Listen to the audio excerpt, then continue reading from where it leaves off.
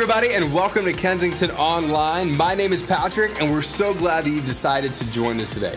If it's your first time, I want to say a big welcome to you and let you know that we're going to be together today for a little bit over an hour. During that hour, you're going to hear some amazing music, a helpful message, and you're even going to have the opportunity to comment below and connect with the service host right here online. So we would love for you to do that. We're going to be sharing some of the main points from the message. You're going to get links to the songs and even some ways that you can reach out and connect with us if you'd like to do that. One of the ways that you can do that is actually going to thehubtc.com. That's thehubtc.com. If you can fill out that form, what will happen is one of our staff members will connect with you and answer any questions that you have about your experience today or even about our church. I also want to invite you to follow us on social media if you're not currently doing that.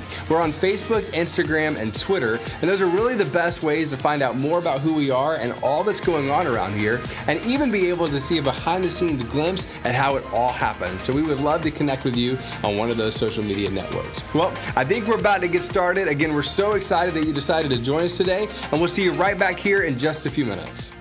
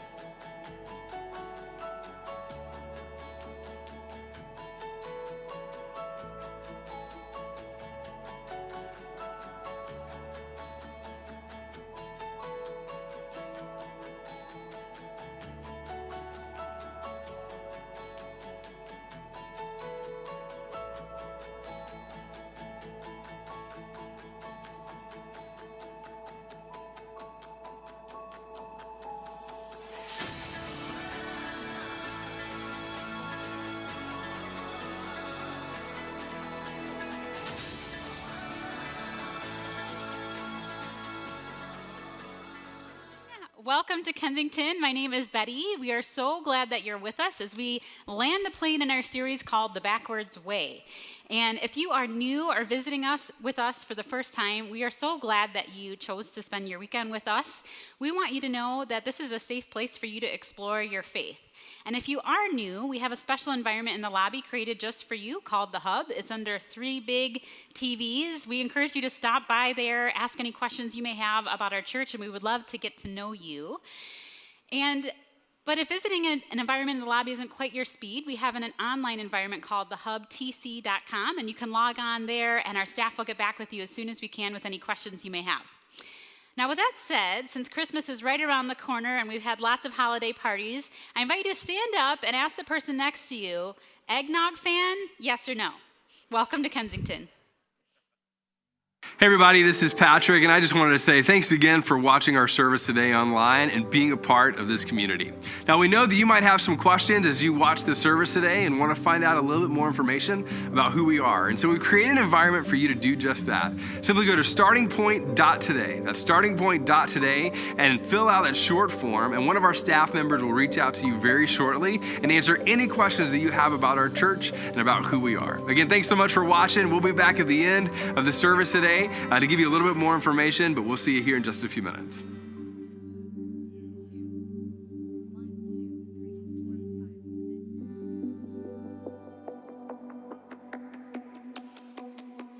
What's up, everyone?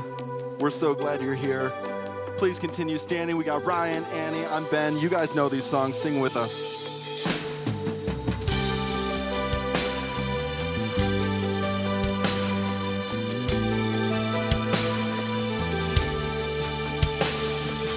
I've heard 1,000 stories of what they think you're like, but I've heard the tender whisper of love in the dead of night, and you tell me that you're pleased and that I'm never alone. You're a good, good father.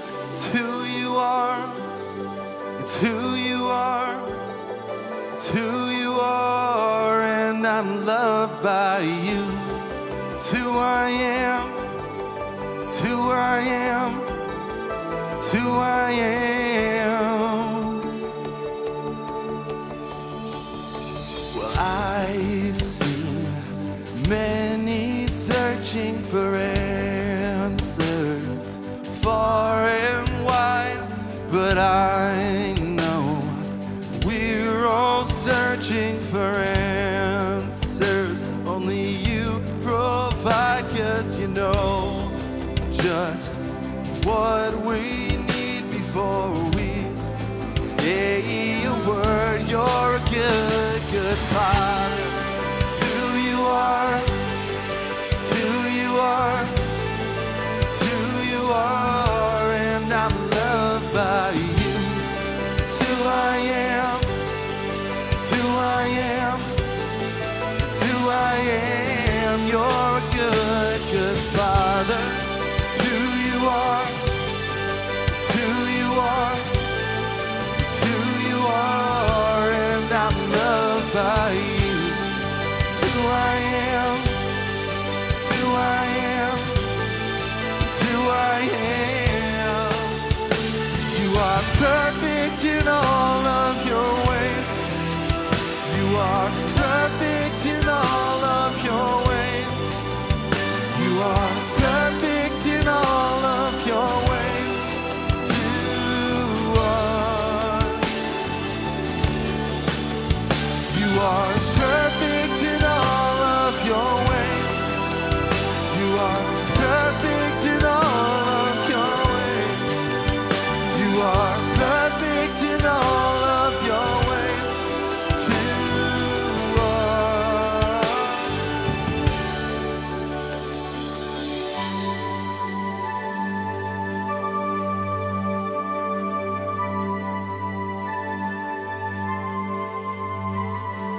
Love so undeniable, I can hardly speak.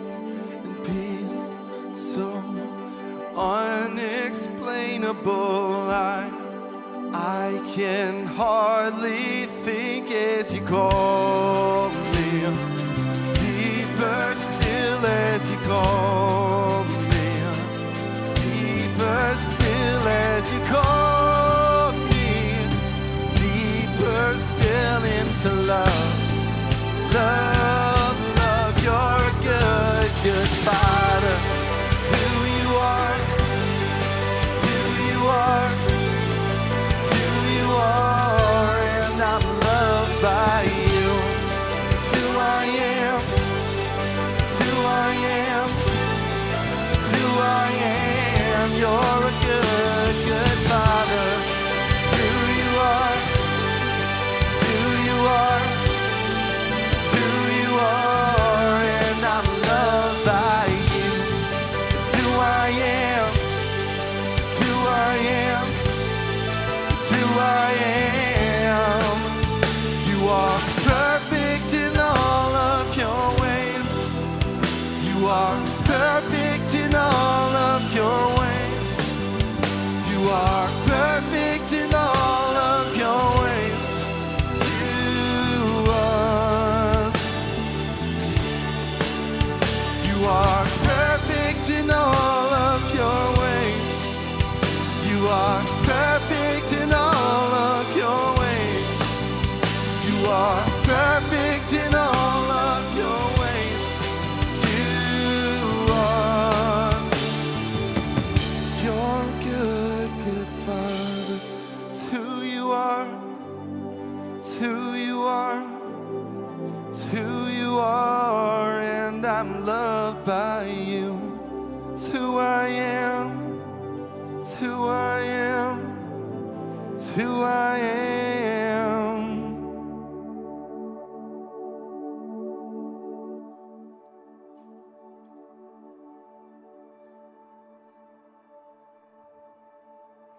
You were the Word at the beginning, one with God the Lord Most High.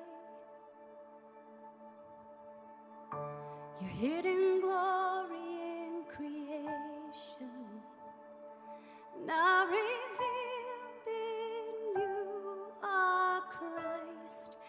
What a beautiful name it is. What a beautiful name it is. The name of Jesus Christ, my King. What a beautiful name it is. And nothing compares to this. What a beautiful name it is. The name of Jesus.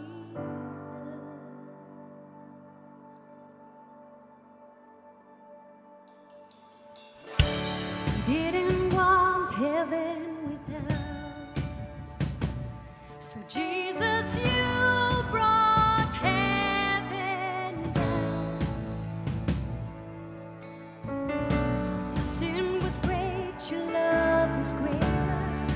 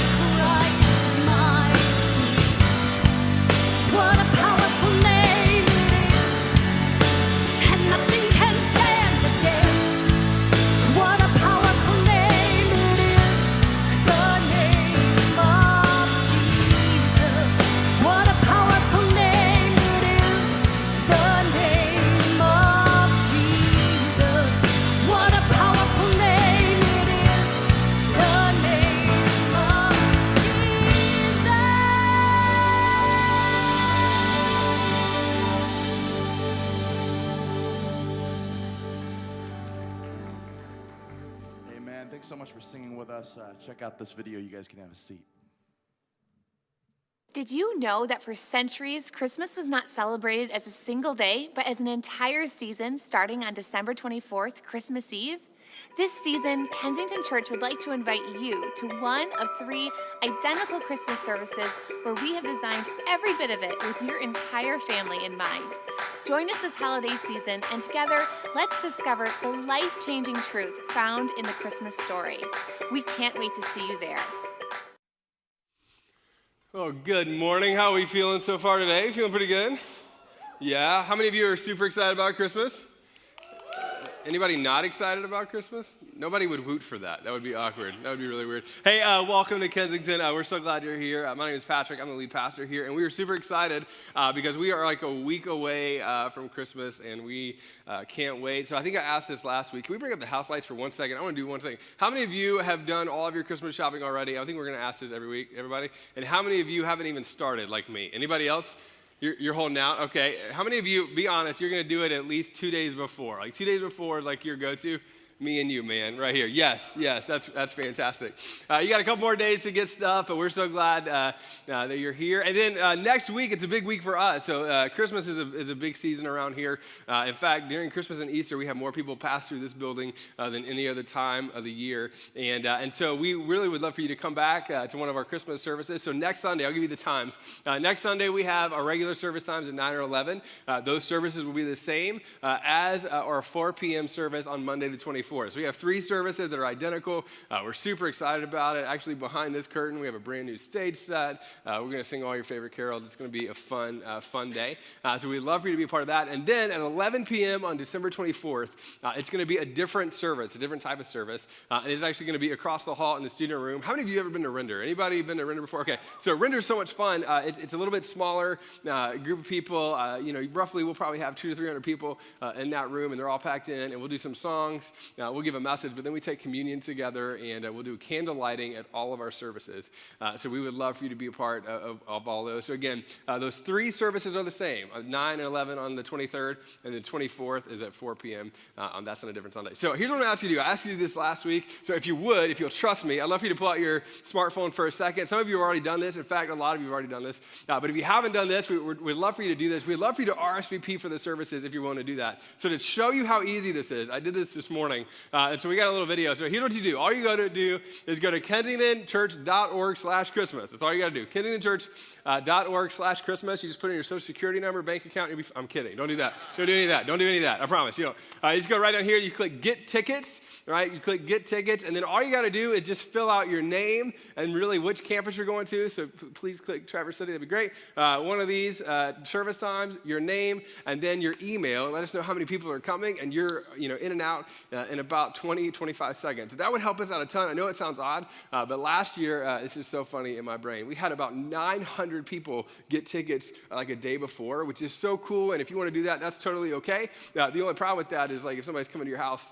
and they tell you the day before, it's a little bit hard to get everything ready. So we're trying to do our best to get as far out in advance as we can. So if you could get your tickets today or early this week, that would help us a ton. And just let us know which service time you're coming to. And what that does, it just helps us make sure that we are ready for you and your family, that we have enough volunteers in every place that we need it. So that would help us a ton. I want to go invite our ushers to move forward. We're going to receive our offering this morning. And I say this almost every week, but I just want to say thank you so much to those of you who give and you're part of this place.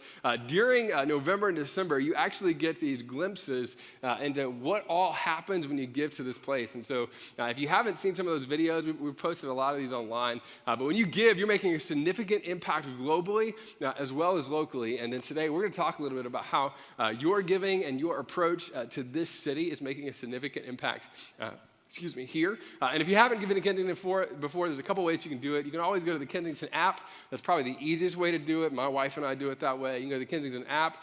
You can obviously drop a cash or check in the offering today. Or, this is fun too, you can always text Kensington Christmas during this season at 77977. You can give right there on your smartphone in those ways. I just want to say real quick, I don't probably say this enough, but you are extraordinarily generous. And I want to say to those of you who call Kensington home, thank you so much much for partnering with us. A few weeks ago, we actually did a message on giving, and so many of you even stepped up to give more after that. And so I just want to say thank you for partnering with us. We're so thankful that you are really calling this place home, but not only that, you're investing in the initiatives that we're a part of, again, here locally and globally. So today we are wrapping up our series called The Backwards Way, and if it's your first time and you haven't been to Kensington before, I'm super excited about this. We kind of approach our weekends like a Netflix TV show, so you're actually at the very last episode of this series, and we'll get you caught up along the way. But essentially what we've been doing is we've been imagining what would happen if the local church weren't confined to a building or a piece of land, and what would that mean, and how would we approach our lives if that were the case. So to kick things off today, we got a quick video, and then we'll jump into the talk. So let's watch this together.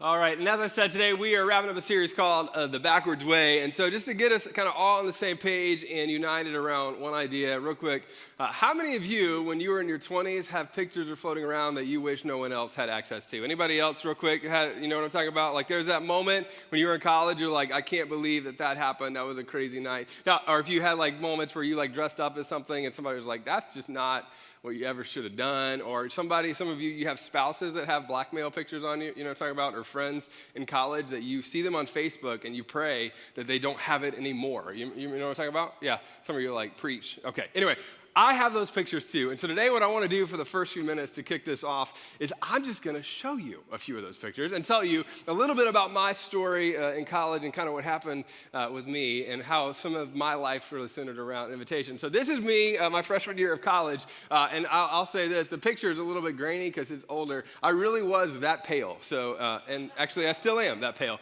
This is me in college. What I did for most of my college experience was every once in a while I would go to class, for the most part. And then when I didn't, I played music. I was a musician for a long time. And I became a worship leader at this church that I was a part of, right beside our college area. And so all these students in the back, these are all middle school students. And so I was working in middle school ministry. And then this guy, he's also, no, I'm just kidding. What if he was, though? What if that was a middle school student? But anyway, he was one of our worship leaders as well. And so what we would do every week is in college, we would go to this, kind of big chapel, 70 to 100 students, something like that. They'd show up. We'd lead worship. We'd have this service. And the only way that we kind of could decorate it is if we had this massive banner about the size of this curtain that we'd put up, and we had all these faces on it, and you can tell this is, early 2000s graphics because of grunge. It's great. And so this is what I was doing a lot of my college, and at the same time, during my freshman year, I was also not dating, and it wasn't because I didn't want to, it was because I was wearing these shoes, primarily. Like, that was really what was going on in my life. It wasn't happening for me. And then all of a sudden, we had somebody that I recruited to be a small group leader. I met her in the library. I was all about it. She started serving, and then she started serving in our worship services as well. And then my birthday was coming up, and I've been wanting to ask her out for a long time. It's my wife, in case you feel real uncomfortable. So we'll get there in a second. So I've been wanting to ask her out, trying to figure out how to do it, and just wasn't happening. And so my birthday was coming up. Now, here's what I found. This is yesterday, and it feels a little bit Facebook stalkery, but if you have Facebook, that's why you have Facebook. So anyways, this is what I did yesterday. The night that I asked my wife out, right around the time, she was at the library, and this was her post. This is back before, you remember when Facebook said, Patrick Holden is, and you filled in the blank? You remember those days? So this is during that. It says, Emily Holden is in the library for the rest of her life. So she was there studying. I went there to pick up girls. That's what I did. And so I showed up on November 12th, right, the day before my birthday. I showed up at the library, and we hung out. We talked for, the bulk of, that time. She did not get any studying done. And they closed the library right around, I think, like 10:30 or 11. And so when they closed it, I looked at her, and I asked her, I was like, hey, could I drive you back to your dorm?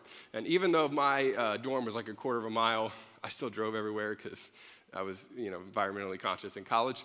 Just kidding. So and so I was like, can I drive you back? Now, she's smart, and she looked at me and said, absolutely not. No, definitely not. But you can walk me back to my dorm. And I was like, I haven't walked that much in a while. That'd be fun. And so we walked from the library, right? And then we walked back to the dorm. It turned midnight, so my birthday kind of happened. And at the end of the conversation, I asked her out later on. Now, this is significant because I invited her, right, to go back, or if I could spend time with her that night and then walking back to the dorm, and then I invited her on a date. And then after that, during this time period, we were both serving in this middle school ministry, went on a youth retreat. And you can't even see me in this picture. This is a drummer. He's in 6th grade. So I'm like right there. He's on my shoulders. We love this. She was on this retreat. I was on this retreat. And I just I watched her, be with all of these girls and lead small groups. I was head over heels in love. I was early for me. So we went from here, went to this thing, and then we started going on dates. This is one of our first dates. Went to a Dave Barnes concert. Anybody know Dave Barnes? Yeah. About 6 of us. It's great. So Dave Barnes is great. We went there. That's her sister. This is one of my best friends because I wasn't about to do this as an introvert alone. So they came along with us. Then we started dating in college. We dated, and I want to be like, hey, we met, fell in love, and then we got married in a year. It just took us about 8 years to do this, which was great. And then finally I proposed, right? And so I finally proposed 8 years later. I took her back to the place where we had our first date. Family came out. Everybody runs out. Everybody's like, you're so good. And all the guys are like, I hate every part of this so far. Promise, we're getting there. So we did this. Then all of a sudden, I proposed. After that, we got married, which was great. About a year and a half later, I think, we had our son, which is amazing. His name is Henry. And then after that, recently, we just had a daughter, right? And that was great. And now we're one big, happy family with 2 kids, and we never sleep. Yeah, it's great. Thank you. Yeah. All the guys are still like, I wish I hadn't come to church today. So let me back it up. Let me talk about my job for a second, right? Now, my job actually didn't start when I first started speaking. My job actually starts from an invitation with a guy that you've probably never met. You probably never will. His name is Jamie, right? When I was in 7th grade, Jamie invited me to church, and I've been trying to go to all these different places. I was a new kid in town. Jamie invited me to church. He said, hey, I think you would love coming and hanging out here. And he extended the invitation. I'm super introverted. And so my mom would we had this minivan. She would drive me around the church 7 or 8 times before I'd ever get out of the van. Because the way that it worked is there were all these students that just stood on these stairs. And finally, Jamie convinced me to get out of the car. My youth pastor at the time, his name was Johnny Hall, right? Again, you probably don't know, never will meet Johnny Hall. Johnny Hall was the first person that ever looked at me and said, you know what?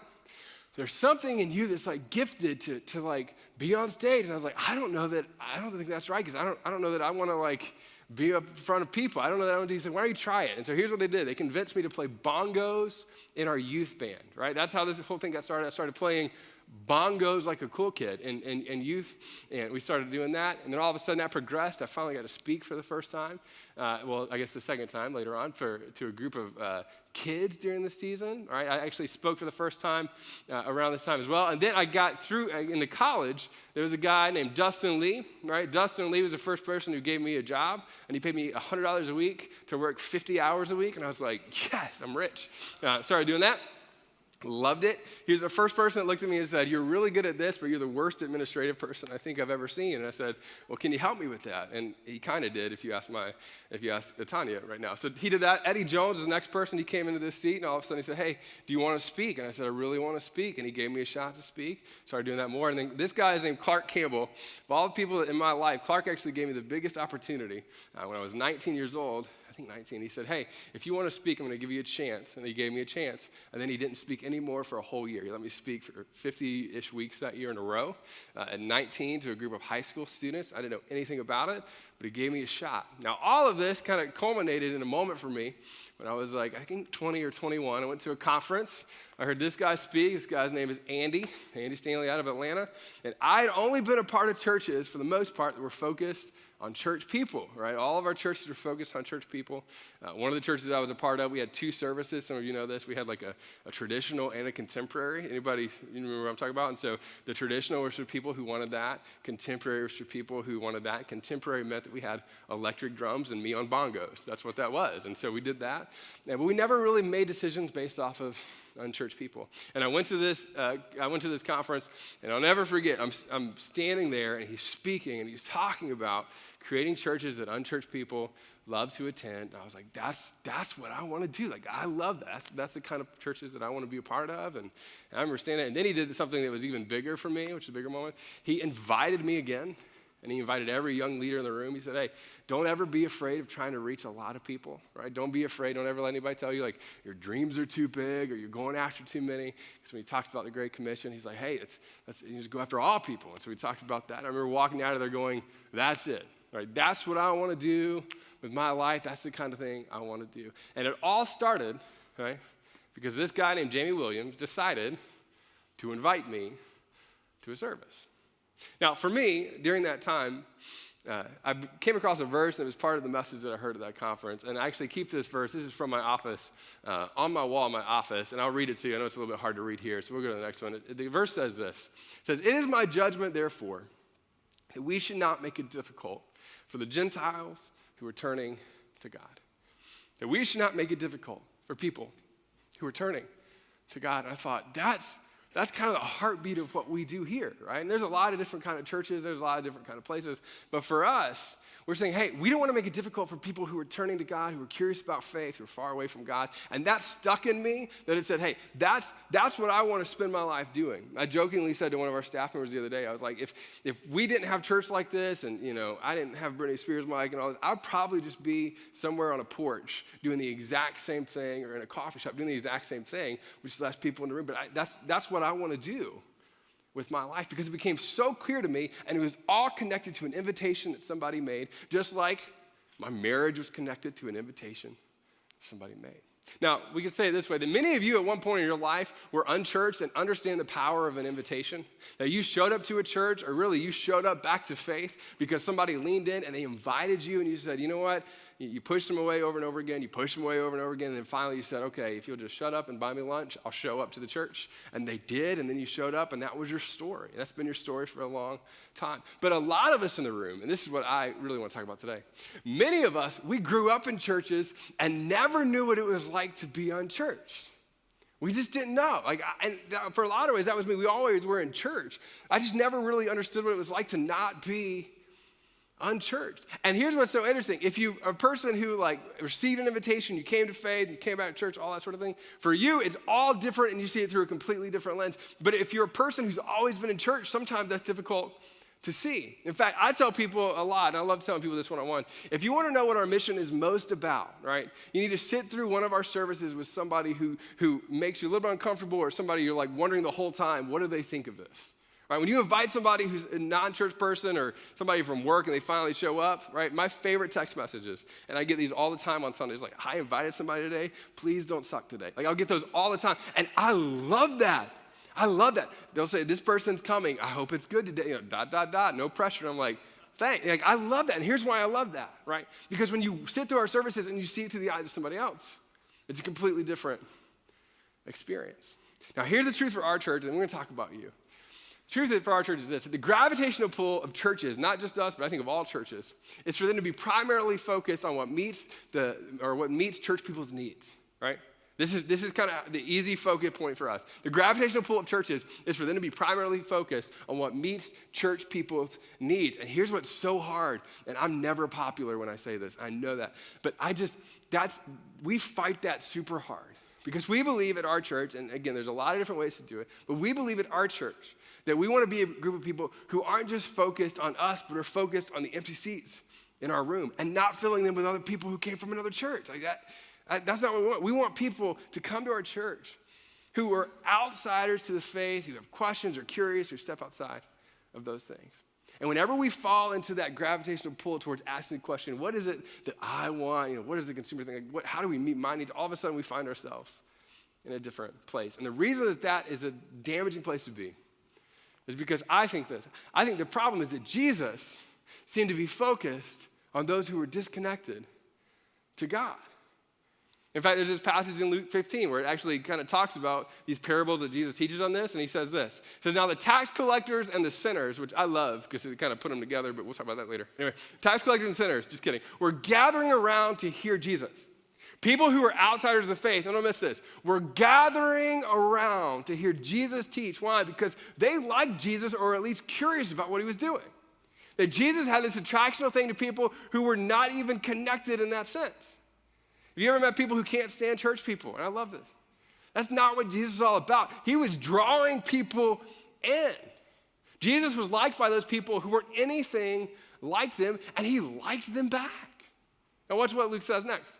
So they were gathered around to hear Jesus, but the Pharisees, or these, the people who had it together in their mind, people who followed all the rules, and the teachers of the law, they muttered, which I love. Have you ever been in a room where people muttered before? Like you walked in, I think I said this a few weeks ago. Women know this probably more than men, right? When you walk into a room and you're dressed and someone looks at you, and I don't know how women do this, but they can look at each other and just go, You know what I'm talking about? And they can say everything just by the look, and guys are like, I don't understand what happened, Guys are like, what are you wearing? That's what, like, the girl, they just look at you and they'll be like, that's so pretty, this whole thing, But you're like, what they're really saying to you is, ew, right? Like Jimmy Fallon style. Like the muttering is a thing, and they walk in and they do that whole thing. And here's what they were muttering. This man welcomes sinners and he eats with them. Ooh. Like, what did you expect the God of the universe to do?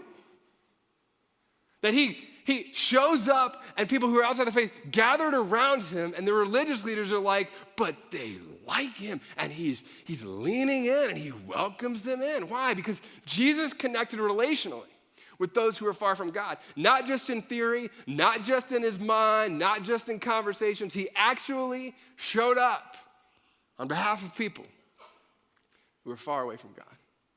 Now I get the sense, and again, this is in my mind, this is not like commentary, but this is me. Like I always picture Jesus as slightly sarcastic to that stuff.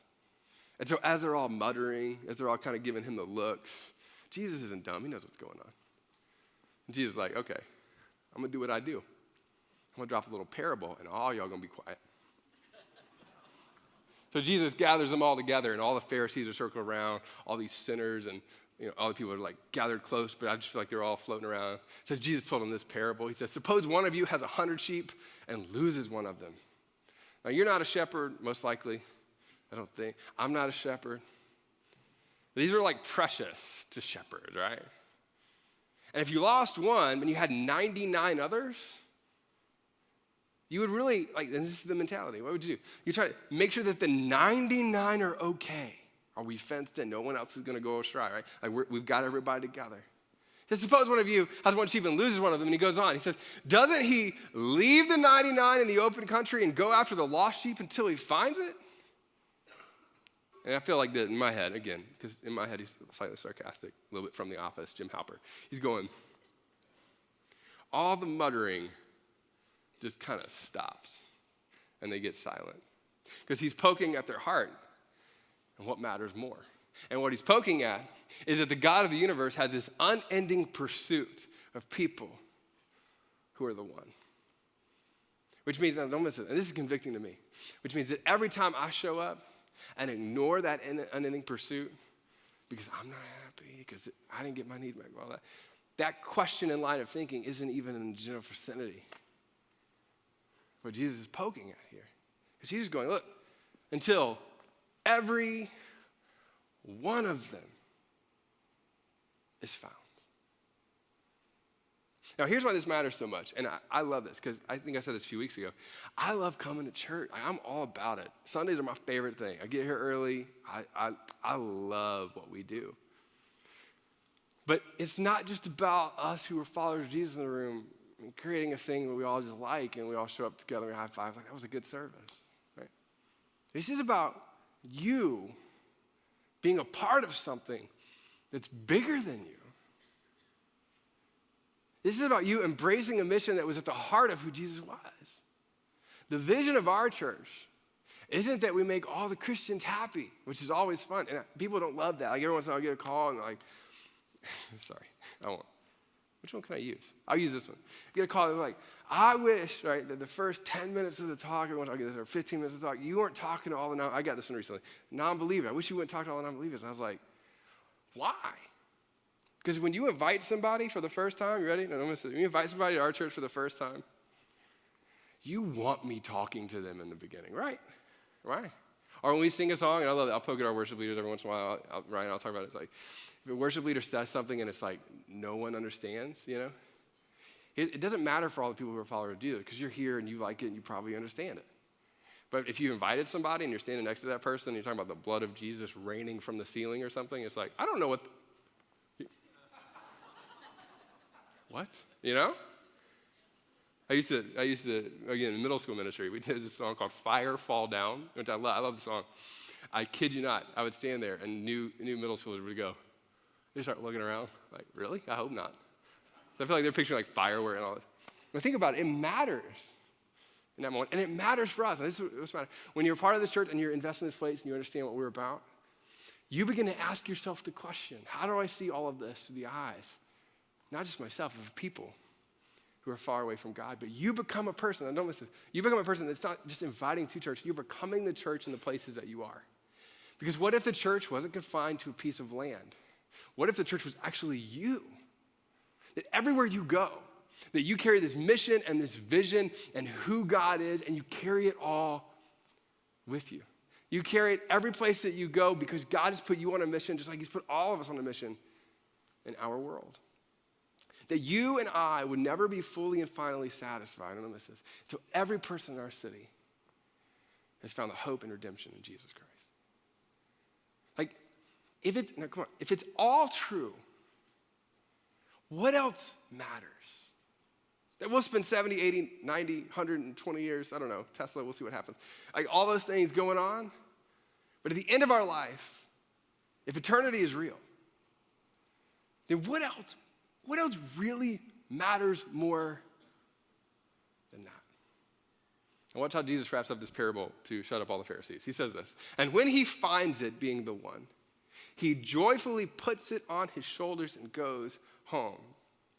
Which means there's this loving embrace. Like the other day, I picked up my son, who's now a bigger boy than I thought. At the time, I picked him up, I threw him over like this. Not like threw him over, but like held him, like we were kind of carrying him like this. And I got about midway up, and I was like, oh, Lord, you know, and we did this. And I was like, oh, you said, but there's like this loving, playful, you are found, and you are home. And then he calls his friends and neighbors, and together says, rejoice with me. Come, communally, let's come together to celebrate that I have found my lost sheep. And all the Pharisees floating in the background are going, you found any sheep yet? I haven't found any sheep yet. But you kept all the rules, right? I kept all the rules, so we're good. And all the sinners and lost people are like, wow, you can imagine. They're kind of leaning in. The mission and vision of our church isn't because of a group of staff, people who show up to make Sundays happen. It's about being so invested in what we do, corporately and together, that we leave this place and we invest in the lives of people in our city. And hopefully they come here, but if not, you can lead them to Christ at your dinner table, on the baseball field. And Jesus gives a full picture of what God's heart is, and I love this. And this is hard. Like this part is hard, and I'll talk to other pastors, and I love talking about this because it's always slightly uncomfortable. But Jesus says, I tell you in the same way, there will be, don't miss this. Can we say this together? More. All right, now, come on. Now, just for all the church people first. Can we just all together real quick? There will be what? More rejoicing. There will be more rejoicing, not less rejoicing, not equal rejoicing. There will be. Oh, you guys are good. Wow, 9 o'clock came to play. I love it. All right. More rejoicing in heaven over one sinner who repents than over the 99 righteous persons who do not need to repent. We were doing run through this morning, and I love this because my wife and I were talking about it. She's like, oh, she's giving me feedback, because she gives me feedback. We have a team of people that help me not say really stupid things, and so they showed up. And And she's like, this is great and it's true. It's so hard as a person who's a follower of Jesus to fully embrace and hear. Because Jesus loves you more than you could ever imagine. And Jesus pursued your heart more than you can ever imagine. For those of you who have kids, and you have more than one kid, right? He does a parable about this too, which is great. We don't have time to do today, and one of your kids is in trouble. Do you not find yourself bending towards finding the one and bringing them back? And it's not that you don't love your kids. You love both kids, and you love them equally-ish, depending on the day, right? That's probably the most true thing I've said today, right? You get it, right? Like, you understand. But there's something inside of you. Don't miss this. There's something inside of you that's like, I'm going to go after this one. Now, we have a 2.5-year-old and like, oh gosh, I'm so terrible at keeping up. I think we're like 4 months now, 5 months now. I'm a terrible person. Yeah, I think 4 months. It's 4 months. It goes by so fast. She's holding up 4. Yes, great. Score. The other day, Henry's faster than me already, which is help us God, but he's faster than me. And there was a slight moment, we were here at the church, that I was with Eleanor, who's our baby, and I didn't know where he was. And he was in the auditorium somewhere. Now, there's a lot of stuff in here that you're like, I don't love that everything plugs in, and he likes everything that lights up, so it's not great. And it was like 15, 20 seconds. Now, parents, you know this. But when he was gone, I love Eleanor. But she's like strapped into every possible strap that is in that car. She's okay. But for that 15 to 30 seconds, I turned into MacGyver. I turned into Chuck Norris. I turned into Inspector Gadget. And I'm just kidding. Like, everything you can imagine in one moment to chase after and find him. And this is like a 15, 20 second version of it. But he had like crawled up to the stairs, and I finally chased out. I found him on the stairs. And you know what my first response was? It wasn't anger. Daddy! He jumped, and I wanted to be so mad. I was just like, ah, and I grabbed him. That was one time as a parent of a 2.5-year-old of 30 seconds. How much do you think the Father in heaven is going after people who are far away from him? For those of us who are followers of Jesus, this is hard. God loves us so much. But the heart of God is also for the one whose heart is searching. Which means this, you ready? Which means as followers of Jesus, that our hearts need to be for the person whose heart is searching. And this is where I go, like, and again, there's 1,000 ways to do church. There's 1,000 ways to do church. You just happen to be at a place where this is the primary question we ask every day. That when we sit in meetings together and I like stir up tension and start fights, which is fun, I'm going after, like, we're stirring it up around how do we create an irresistible place for people who are searching? How do we help inspire you around this, great commission type vision that is not about just gathering, it's about going out in our community and being something to people and helping people find Jesus. Because we are invited by Jesus into a bigger mission, right, that's bigger than ourselves. And we say this all the time, and I have this like plastered all over the place, because there's 52,722 people who don't have a different religion than us, 52,722 people who aspire to none of it in our city. Which means I think, and a lot of you are transplants to Traverse City, that you may have thought you came here because of a job, but I think it's probably bigger than even the job that you came for. And it's bigger than the family move that God has placed you here for these people. Because our neighborhoods are a mission field. Our workplaces are a mission field. Our schools are a mission field. Our restaurants and Outback and Blue Tractor are a mission field. Because you are the church. This is a building. These are lights. This is a headset mic. Those are chairs. You are the church. And so what I've been praying for coming into this, and this is what I hope for you leaving here, is that I hope that you wrestle down so deeply how God has wired you and how you can leverage yourself on behalf of other people. And it starts with one question. You ready? Not 1,000 questions, but it starts with one question for you to focus on first, and that's this. What actually breaks your heart? Because your heart breaks for things that's not everybody else's. What breaks your heart? What group of people break your heart? What things do you see in our city that cause you to go, that's not how it should be. It should be this way. What breaks your heart? Because when you find a heart that's broken for something, you ready? That's when you find a person who's ready to dive into a solution. And oftentimes what we do, and I do this as well, we find ourselves with a broken heart over something, and don't miss this, and we just assume that somebody more qualified, more gifted, somebody better at it will take care of it, and we'll watch them do it and cheer them on along the way and post about it on Facebook. But for us, when you discover what breaks your heart, and then all of a sudden you ask yourself the question, where are you gifted? Where am I gifted? What breaks my heart? Where am I gifted? All of a sudden when those two things come together, you begin to discover what your purpose is. And it's bigger than oftentimes the things that we think. What breaks your heart? Where are you gifted? And the third question is who has God placed in front of you? Now, you didn't choose it. You didn't mean for it to happen. You didn't even plan on it to show up. But there's a group of people that just are in your sphere of influence, and you easily ignore it. You easily think like maybe somebody else, or they're just friends or whatever. But God's placed these people around you, and you go, what breaks my heart? You answer that question. You figure out, where am I gifted? And then all of a sudden you say, here are the group of people that God has placed around me. This has just naturally happened in my life. How am I going to lean in to that? And the question that I hope, and I know it's so easy to come here and you hear talk, but the question that I hope just like bothers you, that is like this nagging, like you got a rock in your shoe as you're walking, kind of bothering you all the time, is this question. Who will one day tell a story about an invitation that you gave to them? And not just an invitation to church. I mean, yes, I think you should invite people here because we create this place for that. But who will one day line up and say, this person, they invited me into a way of living.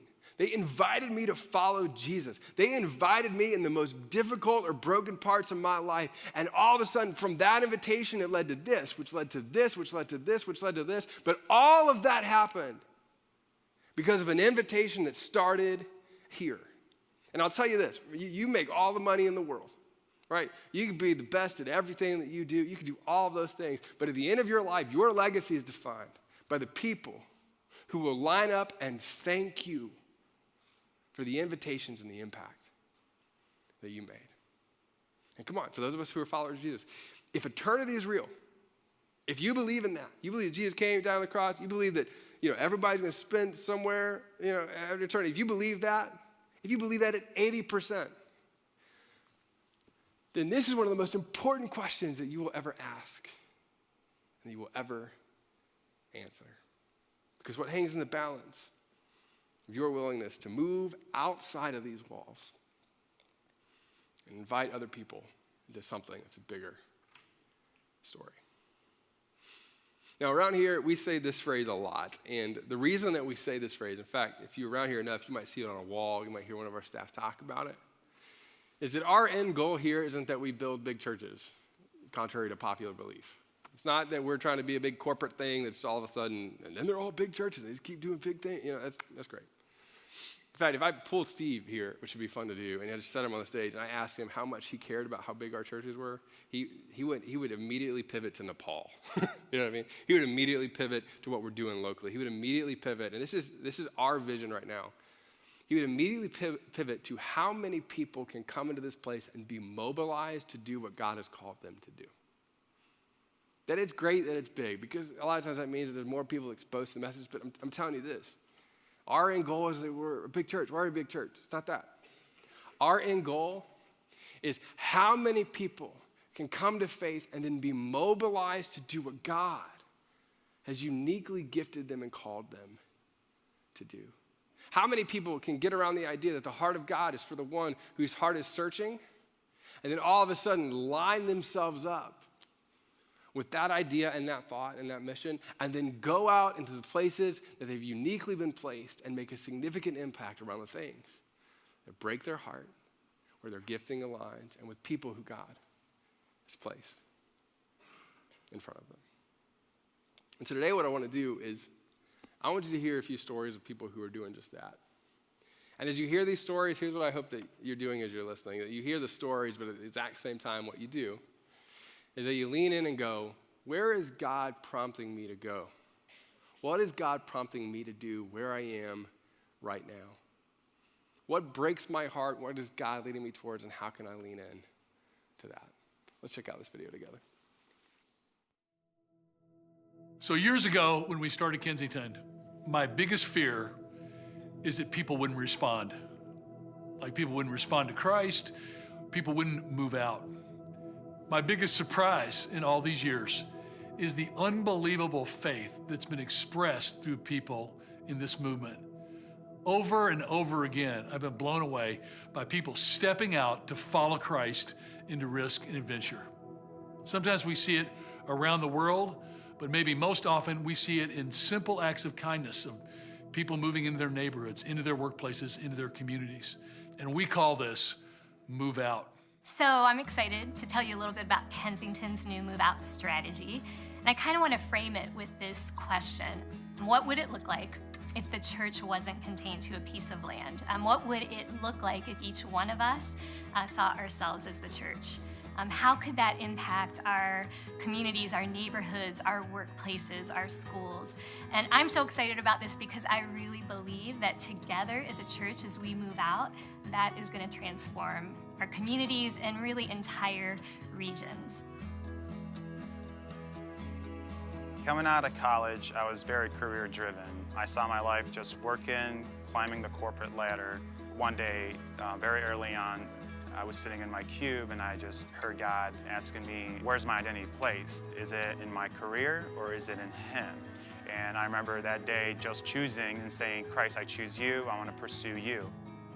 What happened is that I started a weekly prayer chain through emails, and what we did is we asked coworkers if they would like to receive weekly prayers, weekly devotionals via email every Wednesday morning. It has blossomed into a whole weekly devotional with its own site, and we have big dreams for it. The way I view work is not just task. Work is about people, and they're the purpose and they're the point of it. We do two really basic things. We do homework help, tutoring with some of our school partners' kids, because sometimes their parents can't help them because they don't speak English, they don't read English. So we'll sit there and we'll help them with whatever they need. Then after these school partners' kids go off to their Kaleo classes, singing and dancing, then we do English classes with their moms. If things drift where someone starts being vulnerable and honest, then we can say, okay, English can wait because it will come.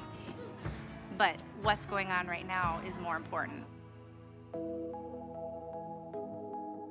We're Lauren and Anthony Guastella, and we're On Your Feet Detroit. Our goal is to help warm people experiencing homelessness in Detroit this winter by handing out warming bundles.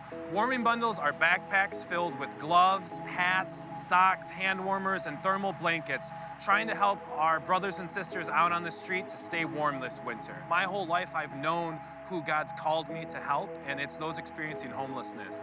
And we're out here on a Monday morning because we know that they are God's people and that they need to feel loved and they need to feel special, and that's our goal. So what are some next steps to moving out? We want you to check out the webpage that we have. It's kensingtonchurch.org/moveout. We want to mobilize hundreds, if not thousands, of move-out teams and leaders. As a community, we really want to encourage each other to ask questions like, who is my neighbor? Who has God placed in my life to love? What has God placed in my hand in terms of like skills and experiences that can help me move out? And then what are my life experiences, even the pain that I've gone through, that can really be a platform for me to bless other people? It's just a beautiful thing when you look at work through the lenses of Christ. Really, our heart is that some of these families we're working with now are so transformed and so in love with Jesus that it's their heart to take what they've learned and the things that the Lord has to offer and go into the community and allow us to be a part of that. Dear Heavenly Father, thank you for Dion, and just thank you so much for the warm spirit that he has, God, and I pray that you keep him warm during these months and that you help him just to keep his head up, God, and know that he is loved by you and he is loved by his community. And I just pray, God, that you shower him with blessings, that you keep him warm and protect him on the streets, God. In Jesus' name, amen. As I ask you to consider again a year-end Christmas gift to Kensington, our dream is that this movement would be uncontainable. Like there'd be so many movements of God flowing out of us that we wouldn't be able to categorize them or to control them, but it would be Jesus Christ flooding the world with his Holy Spirit, moving through people like you. Your giving fuels the movement of God in the world. And so as we move out in this next year, you realize that every dollar we invest is a vision of moving out to see the world touched with the love of Jesus Christ.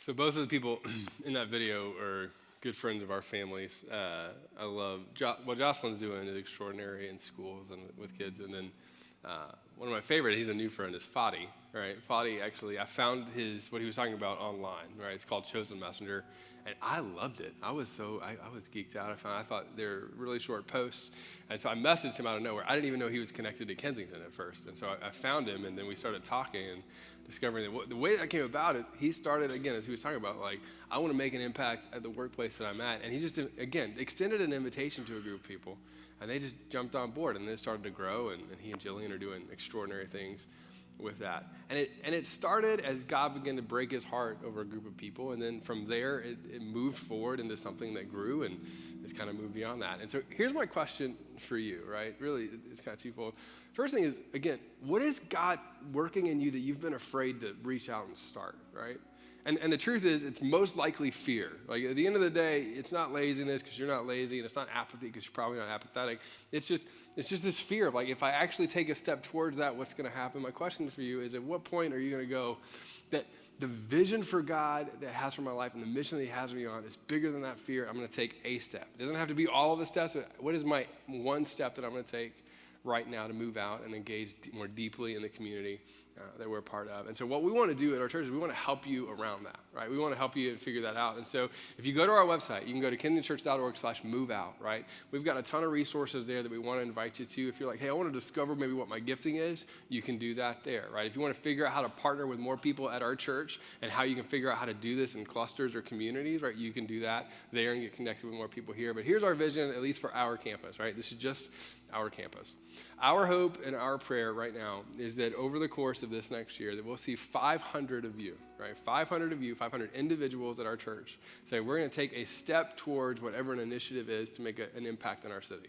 And that can be any number of things. That can be 1,000 different things that you figure out what God's breaking your heart over and that you engage with. But we want to see 500 of the people at our church take a step towards leaning in and moving out into our community and reaching our city. And then secondly, the other part of this is when it comes this time of year, and I know that we talk about this a lot, but when it comes to year in giving, right? When you give here, I want you to be so crystal clear on this, that you're not giving just to a church service and you're not giving just to a building. You're giving to a group of people who are moving out in our city, and you're giving to a group of people who are moving out in our world. And so the other piece of this that I really want to challenge you to think about is, what is God prompting you to do to give more to be a part of a bigger movement? Like, what is God prompting you to do to say, this is actually not just giving. This is not just giving after like everything's already taken care of. This is giving sacrificially to see what God might do through me, through the community here, and through what's happening at all of Global Kensington. I want you to answer that question. I want you to think about that. What would it look if we leaned in even deeper to see more life change happen? So here's what I'm going to ask you to do. I'm going to ask you to stand up, and we were thinking about how do we want to end our day. And so I'd love for you to go ahead and stand up. What I want to do is I want to pray over you. I want to pray over this vision that we have. And then what we're going to do is we're going to sing a song, and it's one of my favorite songs because when it came out, there was a lot of controversy around it, which I love because I like theological controversies because I don't have many friends. Anyway, just kidding. So I'm a dork. But here's the part about this. It's called Reckless Love, and the whole question of, can God be reckless with his love? And I love the thought about this, and this is what stuck so deeply with me when the song came out. I was like, of course, he's God. He can choose to do what he wants to do. But secondly, the other part of this is it's almost from our perception, right? That when you see the God of the universe and you see the way that he loves people, it's almost from our perception that it feels reckless because of how he goes after people and how he pursues people's heart. And it doesn't necessarily always make sense to us.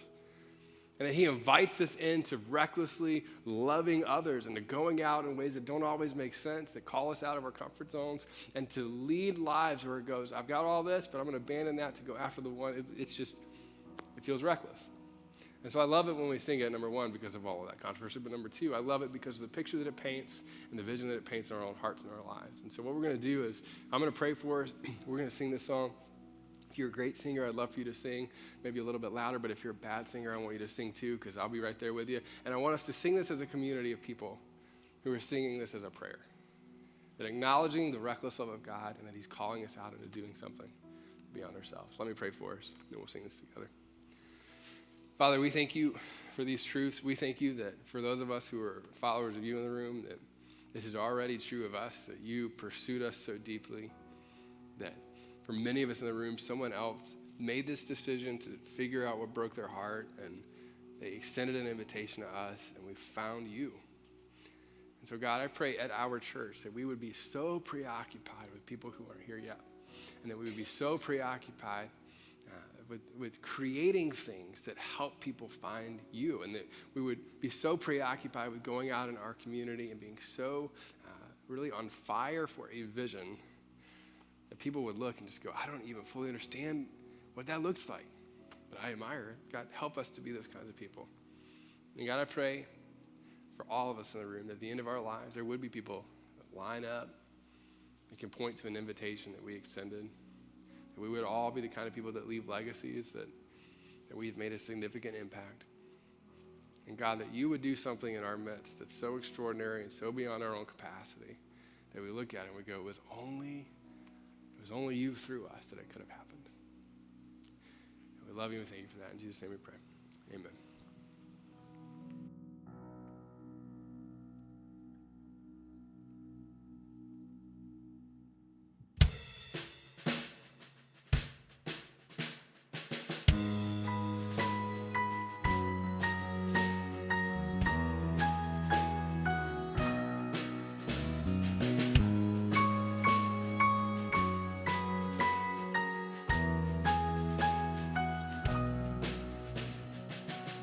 Before I spoke a word, you were singing over me. You have been so, so good to me. Before I breathed a breath, you breathed your life in me. You have been so, so kind.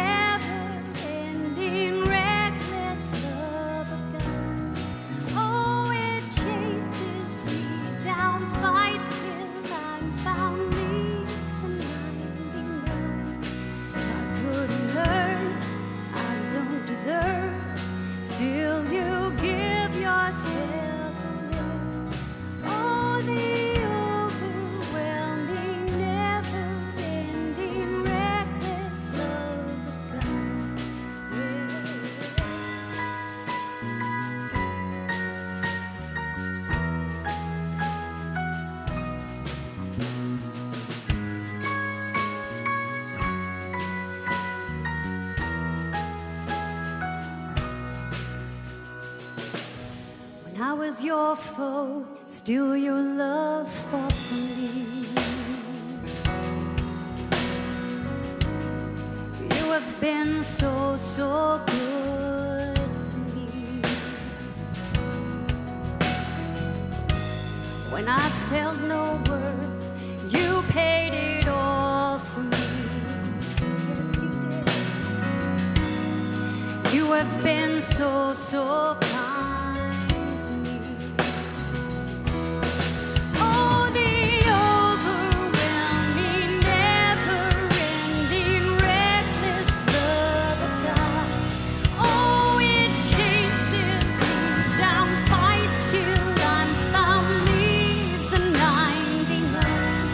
I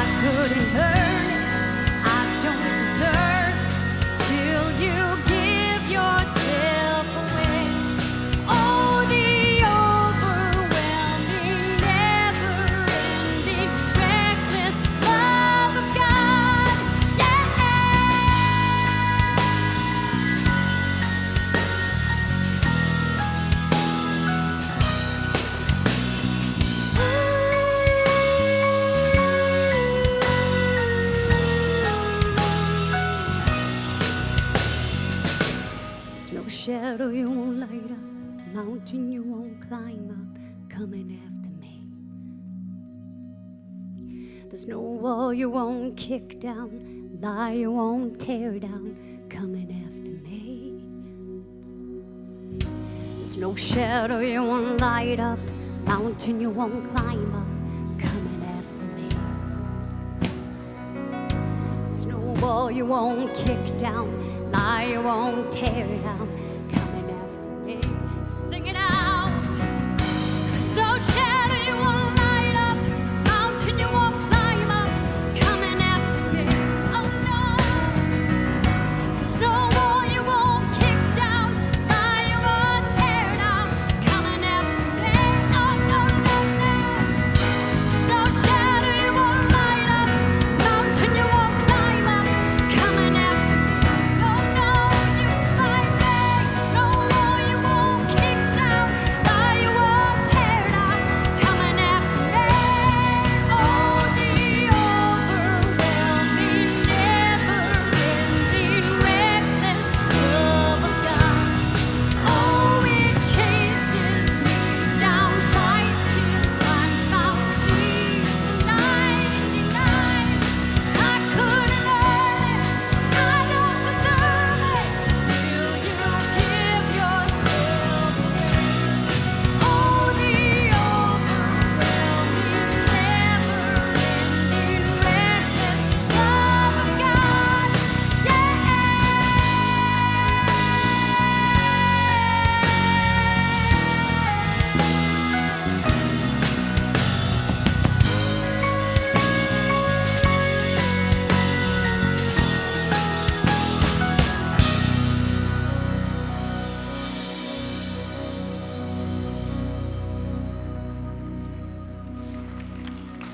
All right, so here's our challenge to you, right? And we say this a lot, but over lunch today, I'd love for you to talk to somebody, talk to a friend, talk to a spouse, talk to your family about what does it look like for you to move out? And maybe even start with the question of maybe how is God breaking your heart, or what has God broken your heart over, and what would it look like for you to take a step in that direction? I want to say two more things before you leave. Number one, if it's your first time, we're so glad that you decided to join us today. You got all those college pictures right off the bat, so now we're already closed, right? So just welcome. We're going to start off on a good foot. But we'd love to connect with you out in the lobby at the Hub. So we have an environment in the lobby called the Hub. We'd love to connect with you out there. If you're in a rush or you're with your kids and you're like, hey, I don't have time to do that today, you can always go to thehubtc.com, and we'd love to connect with you there. That's thehubtc.com.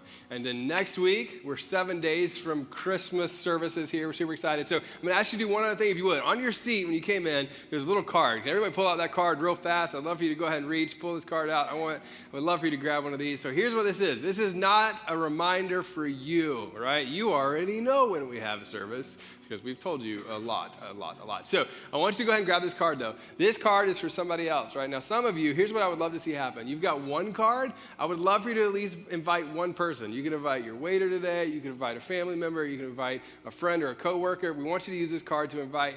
But some of you, you ready? And this is what I would love for some of you to do. Some of you, I want you to be a little bit frustrated that we only gave you one, right? Right? And you're like, you know what? I don't want just one. I want like 7 or 8. So I would love for you, go ahead. You can grab them on other people's seats. Just go ahead. If they have one, don't grab it out of their hand. But grab more of these, and then on your way out, if you'd like more, we can give you more of these too. But here's my challenge for all of us, right? I'd love for everybody, right, over the next week to invite 5 people. For some of you, that's going to be a big stretch. I'd love for you to invite 5 people and be like, hey, I'd love to take you to dinner. I know it's Christmas Eve, but we'll figure out how to do it. I'll get you free coffee, whatever that is. And then leverage Christmas cookies, because we got Christmas cookies this week, right? So whatever it takes to get people here. The interesting thing, and I love this, I'll let you go, is that in research studies with Barna, 83% of people, even if they're not a follower of Jesus, would say they would attend a Christmas service if invited by a friend. 83%. So, 83% of anything, those are pretty good odds, right? So I'd love for you to invite somebody, grab one of these cards on your way out. Thanks so much for being here, and we'll see you back here for one of our 4 services next week for Christmas. See you soon.